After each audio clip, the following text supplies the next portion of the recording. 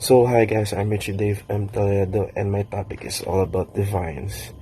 Deviance refer to a behavior or action that significantly deviate from what is considered capable or standard what particular society or social group. It involves action, beliefs or characteristic that violates or rules social norms and value or expectation. Deviance can encompass a wide range of behavior including criminal activities or rule breaker, unconventional lifestyle, and nonconformity or cultural or society norms. Is it important to note that defiance is a social construct, meaning that what is considered defiance varies across different culture, social, and historical period. What can be considered defiance is one social may be completely acceptable in another.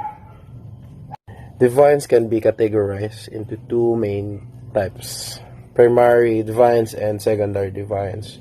Primary defiance can refer to an initial act of defiance, while secondary defiance refers to subsequent act or defiance that result from a social reaction to be primary defiance. So the example is like, for example, criminal killing people. We cannot accept it in our society. But not all defiance are criminal act. It can be social, like for example, we are in theater and performing. There's a rule that you cannot shout there, you cannot disturb the theatrist, and you break it. That can be called defiance. The relativity of deviance means that what considered bad or unacceptable behavior depends on the culture and society that we are in. In one place, something might be totally fine, but in another, it's seen as deviant or wrong. It's all about how society's rules and expectations shape our view of deviance. There are numerous unique and fascinating cultures around the world, each with its own unique distinct customs and traditions. Let me name a few examples of cultures that might be considered strange by outsiders due to its common practices. Number 1, Aka people of Central Africa. The Aka people have a unique approach to parenting. Fathers are highly involved in childcare and are known to carry their infants on their backs, often more than mothers. This is a rare reversal of traditional gender roles in parenting. Number 2, Himba people of Namibia. The Himba are known for their striking appearance as they cover their bodies with red ochre paste, which gives their skin a reddish hue. They also traditionally wear minimal clothing and elaborate jewelry. Number 3, Maori culture in New Zealand. The Maori have a rich and distinctive culture that includes the traditional Maori facial tattoo known as the moko. This intricate facial tattoos holds deep cultural and spiritual significance. Number 4, Trobriand Island, Papua New Guinea. In the Trobriand Islands, there is a custom known as yam festivals, where the size and the quality of yams grown by individuals are seen as a measure of their social status and wealth. Number 5, Agori sect in India. The Agori are a small sect in India that follow unconventional and often controversial spiritual practices. They are known for their rituals involving the use of human remains, and they live in graveyards meditating on death. These are just a few examples of cultures with practices that might seem strange or unusual to us outsiders. However, it is important to remember that what may be considered strange is often deeply rooted in traditions, beliefs, and history for the people who practice these customs. Good day, everyone. I am Cadet Cal Jacob Busura, and my topic is all about the different types of defiance. So first, we have formal defiance.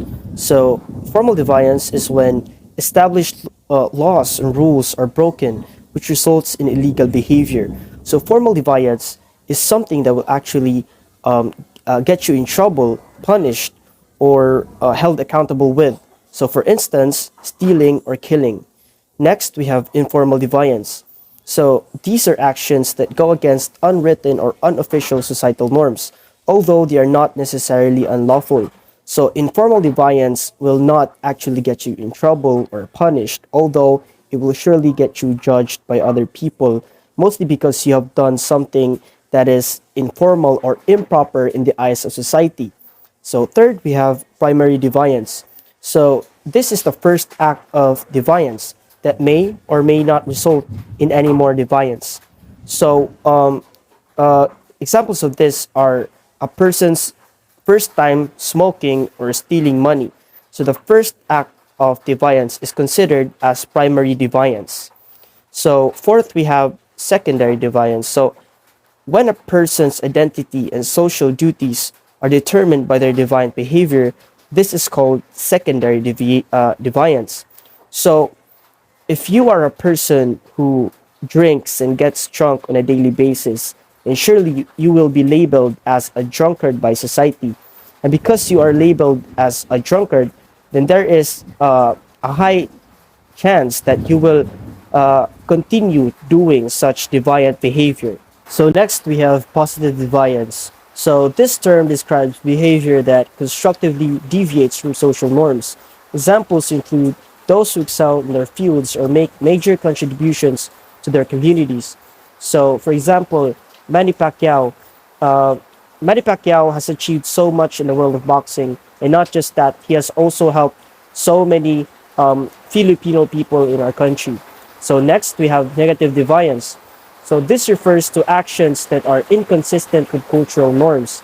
It encompasses behaviors like drug abuse, child maltreatment, or criminal activities. So basically, negative deviance is just the opposite of positive deviance. So next we have cultural deviance. So deviant conduct within a certain subculture or culture. So one example of this is the Manobo tribe from the island of Mindanao. So the Manobo tribe practices polygamy, which allows men to have multiple wives. So for the Manobo tribe, this is normal, but for the rest of the country, for the rest of the Philippines, this is considered as deviant, mainly because the Philippines is also mainly a Christian country. So next we have sexual deviance. So sexual deviance is any behavior that deviates from the socially acceptable standards of sexual behavior. So this might include anything from fetishes to illegal sexual activity. So one good example of this is pedophilia, or the act of engaging sexual activities with children. So next we have corporate deviance. So corporate deviance is the illegal or unethical actions taken by businesses and organizations, such as fraud, environmental wrongdoing, or problems with the safety of their products. So one example of this is a business who is trying to convince people that their product is safe, although there is really no evidence that it is safe and it is not FDA approved. So last, we have political deviance. So political deviance is governmental or political actions that violate moral or legal principles such as corruption or the violation of human rights. So we all know a very good example of this, which is the martial law back then. The martial law has taken so many lives of Filipinos and as well as violated their human rights.